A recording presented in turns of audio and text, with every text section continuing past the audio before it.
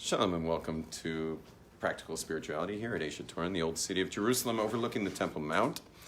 And please join the club, which is yomtovmediaclub.com. Go online and join our club and help us get the word out as powerfully as possible to as many people as possible in this kind of spiritually starving generation.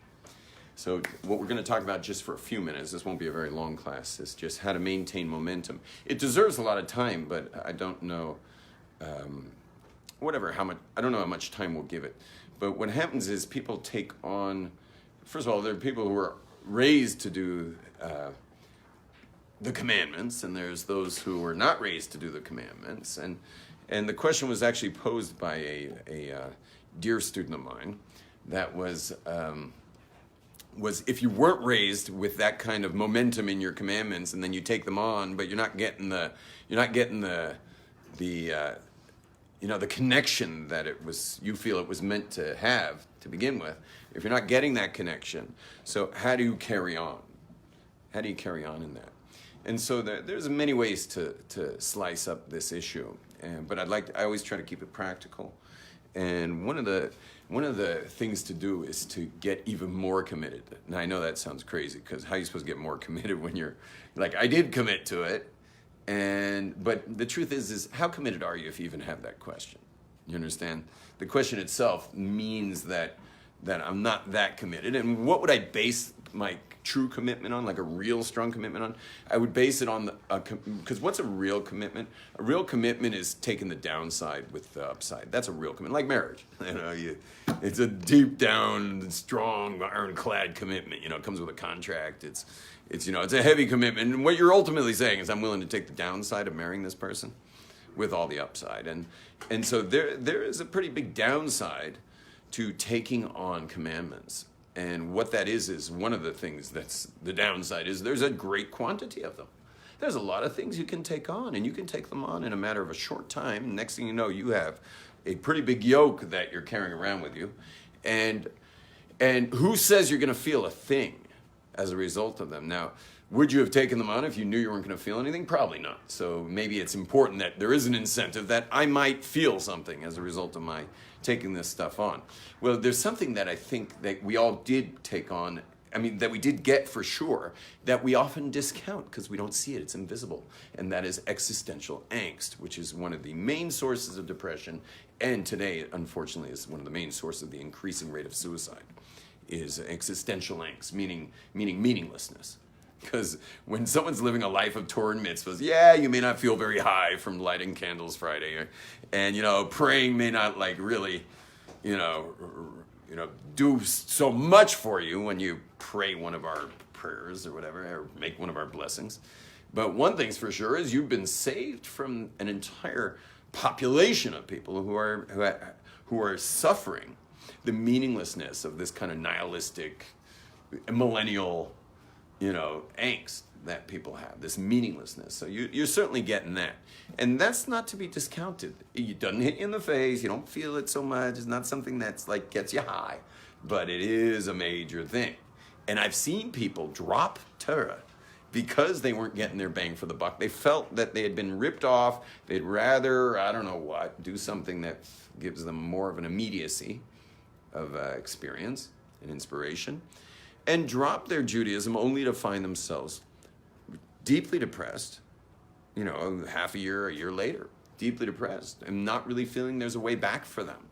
And not even really recognizing that they had lost that meaning and has left them in that depressed place. Make a bracha buch ata shahakol nirvo. Anyway, but meaning in life and well-being are directly correlated.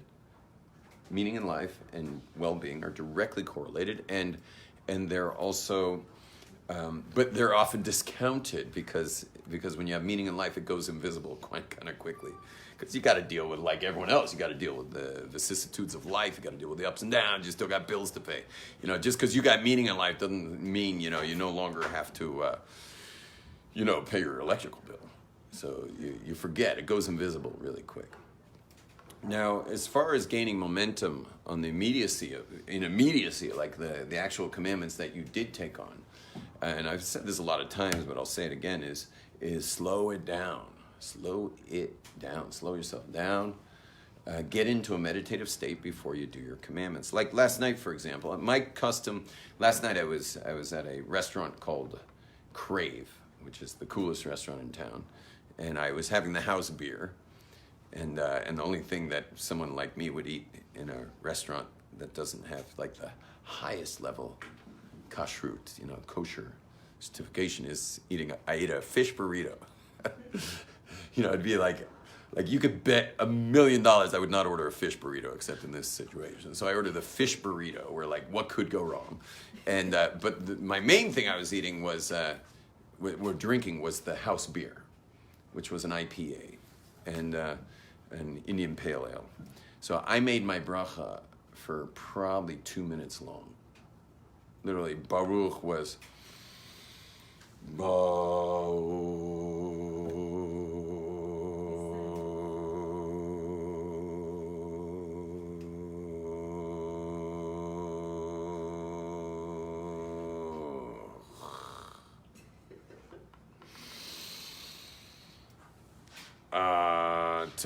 and this is what I did. And I was with newlyweds. I was coming to say Mazel Tov to them. They were in Jerusalem, and so I came to say Mazel Tov to these newlyweds, and they ordered me this beer and the fish burrito, and so I made this bracha like this, which is my bracha on craft beer. I mean, that is the bracha on craft beer. And the reason why I go really big on a bracha over craft beer is because beer is how we know God loves us. Meaning anything else in the world that is anything, I mean, obviously the Swiss Alps is a good indication how God feels about the world, but there's something about the way a craft beer hits your taste buds, and it's just an explosion of experience. And I still don't know what was higher, the bracha or the taste of the beer. And then after I finish my taste, which is a large taste, wine and beer are different. Your first taste when you have a craft beer is you really take in a gulp. Really kind of let it be a full mouth experience. But when I finished that, my comment, which I'd never said before, but I looked at this couple and I said, "Liquid God."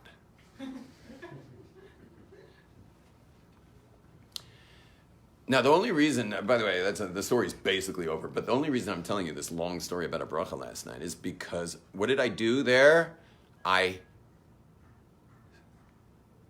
What'd I do there with a bracha that I could have just said like I said on this water, which like almost wasn't even a bracha compared to that. What did I do there? Thank you, say it loud. I got a real student here. Everyone say it together. Slowed it down together. Slowed it down. I slowed it down. So if you want to keep momentum in the things you're doing, you got to slow it down. You imagine like some like meditative Vipassana Indian dude like watching us do most of our mitzvahs. They'd just be like of all the mindless experiences, like the way you do your mitzvahs is mindless as opposed to mindful.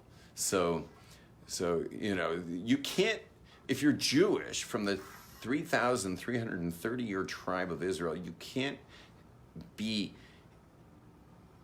show up on video lower than a Hindu. You understand? I mean, they have a powerful tradition, but it's not prophetic. We're coming from a prophetic tradition that puts us automatically like there's no actual number, but it's like whatever that infinite number would be times the depth of a Hindu like Brahmin priest. Just by being like the average Jew who like can barely pronounce Hebrew already puts you because again, it's prophecy, so it's not even going to have an equivalency of how deep you are. So we've got to match that depth with our observance. And that I'm just calling slow it down. Just slow it down. Slow it down. Take it slow. And you'll be shocked how that simple thing of slowing it down. Now, I'm not saying you got to slow everything down, but slow something down during the day. It could be just a bite of an apple, but slow it down. Slow down that bracha. candle lighting. That's where women generally, that's where they shed their tears during the week. If they didn't cry already in prayer that week, candle lighting is where they're gonna. And that's where you kind of reserve the major cries for the candle lighting of, really pleading with the things you need. That's when a woman's gonna shed tears. And so you definitely want to slow that down and make sure the tears are coming. And that's your special moment. That's when the spotlight in heaven is just on you, and it's your chance to say what you got to say and ask for what you got to ask for and give thanks for what you got to give thanks for. So anyway, that's one way to keep the momentum going is to slow it down. Another thing is to study the particular commandment. You want to get more details on that commandment. Commandments generally have a lot to study, so you want to study into that particular mitzvah that you're doing. Learn it up in a big way. Another thing is to interview people who have the goods on that particular commandment. So interview people. I've had many people walk up to me and say, ever since I heard you teach about whatever, hair covering or whatever. I recently did a class in hair covering. And you watched that one? Yeah. Did you actually comment on that? Yeah. And it just made this massive impact on people. And so, meaning the commandments cover the hair, but that could be pretty mundane. But when you get into the depth of it, it could become very magical for a person and be life-changing. So that's the other thing is you need to hear someone orally share stuff that you're just not necessarily going to find in a book. Someone who has the depth on that particular commandment. I want to go back though to commitment, because remember I said I started to attack like that, but I had asked the only reason you could possibly ask that question is meaning the question of I'm not really getting out of these commitments I've taken on. I'm not really getting out of them what I had hoped for, and so I'm losing momentum. Is that the fact that you even asked the question means you weren't that committed to begin with. Now you say, what do you mean I wasn't that committed? I've been doing it ever since I said I would. It's okay, but commitment has many, many levels. Many levels. I've told this story maybe half a year ago. I've only told it a few times, but many years ago I committed to pray 3 times a day. I don't know, close to 3 decades ago. But around 25 years ago, something like that, maybe already 23 years ago, God turned out the lights. He just pulled the plug on the whole commandment of prayer. Meaning that commitment I made of prayer, whatever I was getting out of it, and you get a lot out of prayer, because prayer is the emotional, study is the intellectual, prayer is the emotional, and mitzvahs are the physical. That's how it goes. Okay, when you study Torah, you're in the brain. When you're praying, you're in the heart. And when you're performing a commandment, you're in the body, which is really amazing because a lot of commandments have great intellectual material behind them. Most commandments come with a blessing, so there's prayer involved, and you then do something with your body. So it's really hitting you on all 3 modalities of humanity, of human existence. Anyway, but what happened was God messed with me. God was messing with me, and he pulled the plug on prayer. And I felt nothing, absolutely nothing. Felt nothing in wearing my tefillin. I felt nothing no matter where I went. Didn't matter if it was the Kotel, didn't matter if it was at Rabbi Shimon Bar Yochai's grave. I could go down to Hebron to the forefathers where they're buried. It didn't matter where I was. It didn't matter what prayer I said. Every single thing I said it came with 0 feeling. I got nothing. I couldn't. I tried. I did a million different things to try to break through it. Nothing worked, and I was really at my end because it's a pretty big commitment to pray 3 times a day, especially in prayer quorums called minions. It's a pretty big commitment, and I'd been doing it to no avail. Anyway, when I hit about the 9th month of this, I was walking down my street, and I was just so down, and I run into one of the great prayer masters, who's the student of one of the great prayer masters. He's an Amshinover Chassid, who is the student of an Amshinover Chassid, of the Amshinover Rebbe, who lives in my neighborhood in Nachlaot, and this prayer, he's pretty much one of the prayer masters. This guy, he's a big prayer master. You should really watch him pray. I'm sure you prayed with him in many minions before in our neighborhood. I don't know if you know which one's Rav Lichtenstein, but you've seen him dozens of times, like yearly. Anyway, I ran into him. I said, you know what? I'm going to go up to him and just tell him my plight. I mean, I'd already spoken to many Rebbes and stuff. So I go up to Rav Lichtenstein and I say to him, I'm desperate. I've been praying for 9 months, 3 times a day. Nothing's going. Like, it just, nothing. I get nothing out of it, no matter where, no matter what, nothing. And you know what he says to me? He says to me, I'm jealous of you. I said, what do you mean you're jealous of me? He says, well, when I pray, it's like fireworks. Fireworks are going off. And so, obviously I'm really into prayer. He says, but I wouldn't even know what it would be like, but I'm jealous of someone who for 9 months straight is so committed to it that even with nothing doing, like get nothing out of it, you're going to keep going like that. So I'm jealous. I never would know what that would be like because I've always been locked into prayer, like since I'm a little kid. Like I'm born for this. I'm born into prayer. And there's a lot of people I've met over the years who are born into prayer. I met people who are born to learn Torah, met people who are born to prayer, and I've known people who are born just to do physical mitzvahs, Those were those guys like boiling our vessels before Pesach. Like, you ever thought about, like, what the hell is that guy doing there all day, Doesn't he have a life, Doesn't he have other things to do besides that menial task of boiling our vessels? And no, that's his mitzvah. Like, he's going to wear those big, thick rubber gloves and boil our pots and pans and silverware. And like, he's right in the zone, that guy. He's loving it, And so he's more of a mitzvah guy. So you know what I did? I went down to the Kotel for Mari, for the evening service after that. And I just wanted to say to God, I had something I wanted to say to God, and I decided to take it to the Kotel. So I went down to the Kotel. And I said to God the following. I said, God, I don't care if I ever feel another prayer the rest of my life. I'm never stopping. That was my statement to God. And then the leader of the prayer said Baruch Hu, and I started my prayers. And I got into Shmoneh Esrei, into the silent meditation. And I'm telling you, I'm not saying this will happen to you, but maybe it will. All of a sudden, the thing just opened up. Like literally, I could barely get out of Baruch, because Baruch, 9 months worth of Baruch opened up to like layers upon layers of what Baruch could be. And Ata opened up. By the time I took my 3 steps away from the king, and to the left first, and to the right, first the left, because that's the divine presence, right? So we go left first to take leave of the divine presence on the right. We always start with the right. But here, because we're in front of the divine presence, we bow left. And then we go to the divine presence left, like bowing right. Vow Kol Yisrael, V'norma Amen.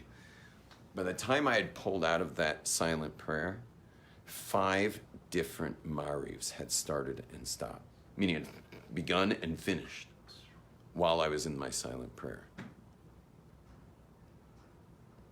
And it just kept going that way to the point where I had anywhere between 45 minutes to an hour every time I did silent prayers. I missed lunch. At that time I was teaching at Aish, or a student also at Aish. Lunch was after Mincha. I missed every lunch for a good half a year, more maybe even, 10 months. I missed lunch because I was still, by the time they'd finished lunch, I was finishing Shmoneh Esrei. And it went on like this for years, for that year. And then I slowly boiled down the time to a zip file, so I don't have to open up every single word like that. And it's already been that way for 2 decades plus. So there's something about a commitment where you don't care what you're going to get. Now that's kind of a weird thing to do, but normally we only commit to something where there's an upside. But there is such a thing as a commitment to something without an upside. I know that sounds strange. I mean, like anyone commit to things without an upside? I don't think so. No one's getting married without an upside. No one's buying a car without an upside. No one's getting a job without an upside. Like, we don't live there. Like, that's not part of human existence, is committing to things without an upside. But I discovered something many years ago, which, with the great assist of Rabbi Lichtenstein, who I ran into before this, is that when it comes to mitzvahs, when it comes to observance as a Jew, there actually is a huge upside to committing without an upside. But I mean, really committing without an upside. Like, I'm in no matter what, and I don't care what I get out of it. Like, give me nothing, I'm still in. I'm not fair weathered about this. Like, I don't care what the weather is. I'm in no matter what. Like a full-on ironclad in. And I don't care about the upside. There's something magical about that. Now, I just want to mention, because this is kind of lending one's mind towards blind faith a little bit, so I want to just mention that. That everything we're discussing here is only after someone's figured out that it's real. Don't go for some kind of ironclad commitment with no upside until you know something's real. Like, it has to first be real. Once something's hit your real meter, whatever your meter is of real, it's got to first hit it's got to go all the way to the top of the real meter. When something's hit the top of your real meter, then you can go in like that. If something hasn't hit the top of your real meter, an example is I run seminars. I got a couple of seminar graduates in the room, actually. And so I run seminars. In Israel, they're in Hebrew, but outside of Israel, I run them in English. Please God, got one. My next one, I think, is in London, England, actually. Please God. I'm like fighting for this seminar because my staff's saying, like, no new places. And I'm like, new places? You said that to me last summer. And I'm like, we're going to new places. And I'm like literally fighting for the London seminar now because they're trying to crash it in on me. And like, I understand, what do you call those people? What do you call those people? Administrators are not known for courage, They're just not known for courage. And so they're getting scared. They're getting nervous, and I get it. I totally get it. And over the 18 years of running this program, we've had crashes. We've gone for new markets and failed. We've also had great successes, but they're getting complete cold feet. And what do you guys say I do? What do you think I should do? Their whole thing is like they're doing next year, but they told me that last year. Next year. But what greater market is England? England. I mean, of the 5 fears, rejection, failure, out of control, unknown, and pain and suffering, where normally someone has one of those 5, England, every British citizen has all 5. On a scale of 1 to 10, like a 10. And this seminar is there to like knock those fears out. And like, how can I not go to England? And anyway, does it seem like I want to fight for this?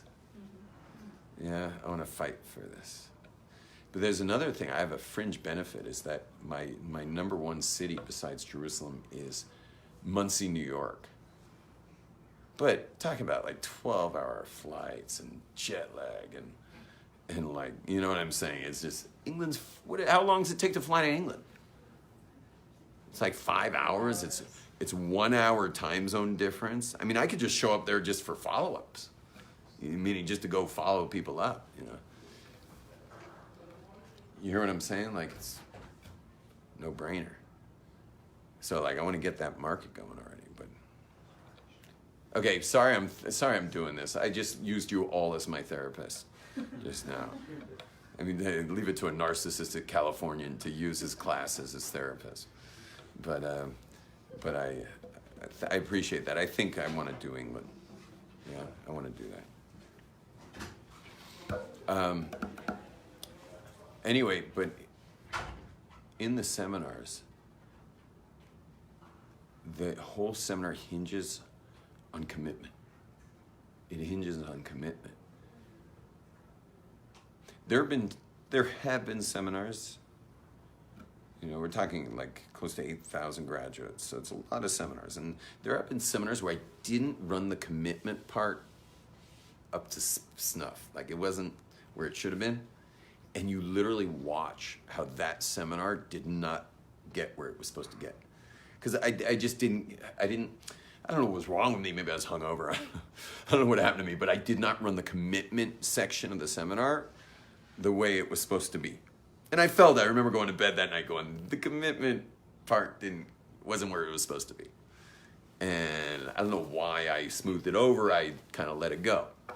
And you just see the difference in the results of the participants at the commitment circle, the commitment section. We call it the commitment circle. But if the commitment circle isn't like lock, stock, barrel, the seminars just, you might as well just send everybody home. So there's something very powerful when it comes to commitment. That I'm in no matter what. Everyone try those words. I'm in no matter what. Try that. I'm in no matter what. Imagine in your marriage, I'm in no matter what. Say that. Imagine with your children, I'm in no matter what. Imagine with your parents, I'm in no matter what. Try it. I'm in no matter what. Imagine your just your personal relationship with God, nothing to do with Judaism, just your personal relationship with God. I'm in no matter what. Try that. In no matter what. How about Judaism? I'm in no matter what. I'm in no matter what. So there's something magical about it where God just recognizes that. I mean, we know we just finished the 7th day of Passover. That's the special day where the sea splits. And our tradition is that before it even split, one knucklehead named Nachshon ben Aminadav, sorry to call him a knucklehead, but he just like ran out into the water. He didn't wait. And when the water got up, not only to his mouth it still hadn't split. When it got to his nose, it split. He's just like, I'm going, man. He's like, heading out. I don't know what kind of swimmer he was. I think he was still on his feet, kind of going, this thing better split, because, I don't know if he was much of a swimmer. But when it hit his nose and he was like, uh-oh, boom, then it splits. And God just favors people who go for it like that. God favors people who are just like, they're in. Everyone say, I'm in. Amen. But say it with that kind of grunt. Yeah, I'm in. Amen. I'm in. Yeah. You don't even have to use the words. You're like, It's much more in the inflection than the words themselves. One more time, let's give an I'm in. Yeah. I'm in. Yeah.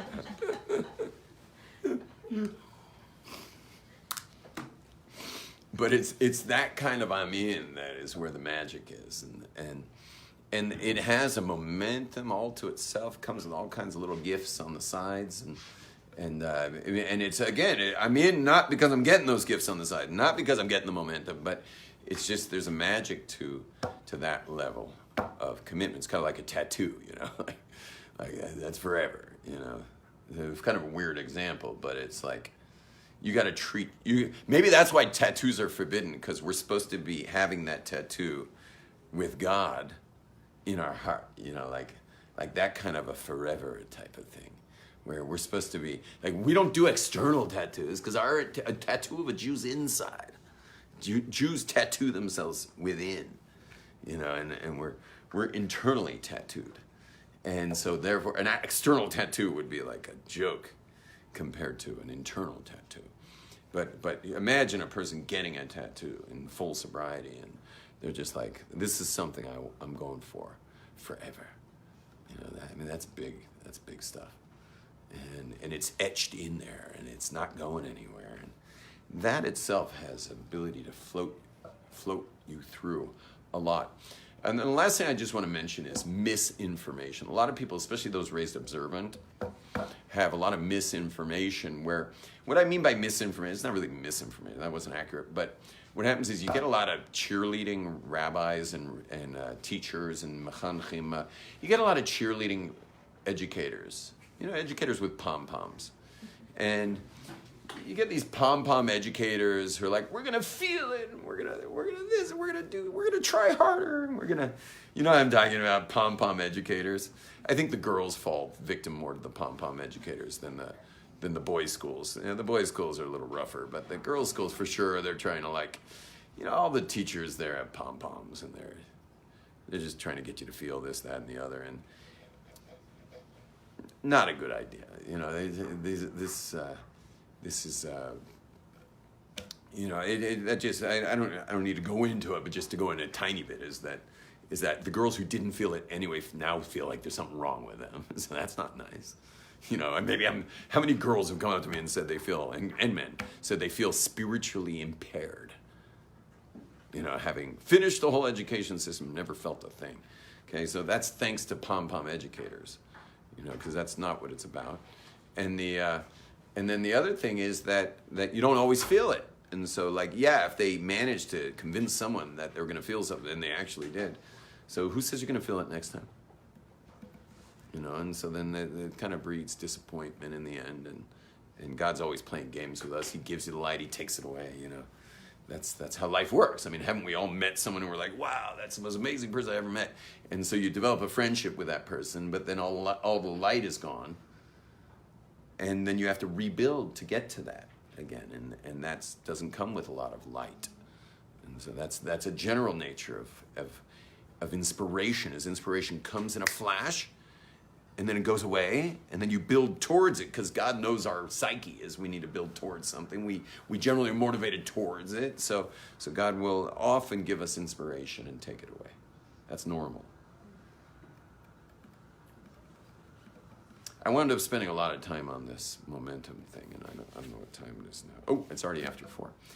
Blessings to everybody. Again, the club is Yom Tov Media Club. Anyone who likes my class, I really appreciate it. My goal is really just to get a lot of people to join it at the $10 mark. Just to come in at $10, set and forget. I give a lot more than $10 to a lot of different people that I believe in. And once in a while, my secretary is like, who are these people on your, set and forget list here? And I'm like, I don't know, send me a list. And she sends me a list, and I'm like, oh yeah, that was about 10 years ago I put that person on my list. And, and she's like, well, can I take them off? And I'm like, no. I'm going to put a little bit with people I believe make a difference. Putting a little bit of money with people I believe making a difference. I just want to be one of the supporters of good things in the world. So that's really, it's beautiful. Some people come in at $36, some people come in at more. But my real goal is just $10 a month from people who can set and forget. On the website, it says student rate.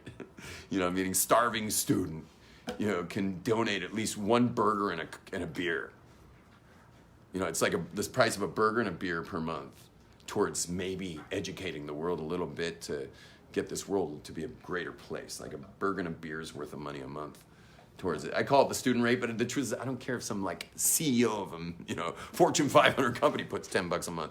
If we get enough people doing that, I've already hired then the media, the social media expert, and a publicity person. I imagine it will cost me around $2,000 a month per person to hire a young whippersnapper who's good at this stuff. So I'm really just trying to get up to a couple grand a month so we can make a big difference. So please join that club, Media Club. YomTovMediaClub.com. Shalom, everyone. With credit card? Credit card, yeah.